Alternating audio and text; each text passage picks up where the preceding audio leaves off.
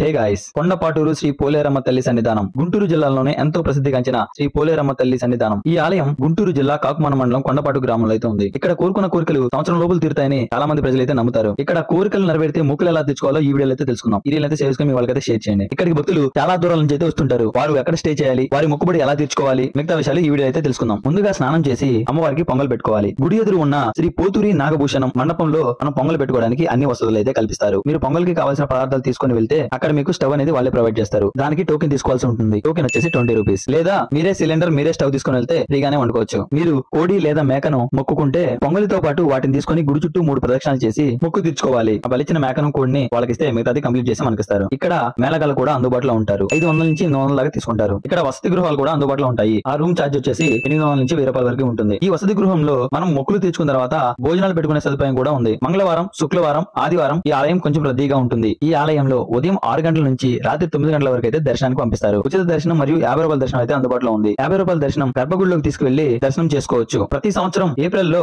అమ్మవారి జాతర జరుగుతుంది. ఈసారి జాతరకు మీరందరూ తప్పకుండా వచ్చేసేయండి. మీకు ఏమైనా తీరని కోరికలు ఉంటే ఒకసారి ఇక్కడికి వచ్చి అయితే కోరుకోండి. అడ్రస్ అర్థం కాకపోతే లొకేషన్ కామెంట్ చేయండి. డీటెయిల్ గా అడ్రస్ అయితే సెండ్ చేస్తాను. మన వీడియో నచ్చితే లైక్ చేయండి, మీ వాళ్ళకైతే షేర్ చేయండి. మన ఛానల్ ని పేజ్ ని ఫాలో అవ్వండి.